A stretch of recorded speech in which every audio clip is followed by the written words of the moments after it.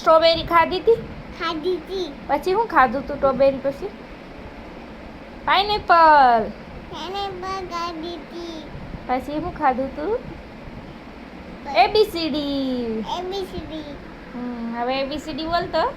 ABCD ઈ વાહ વાહ વાહ. પછી એમને એમ કે A for apple. E four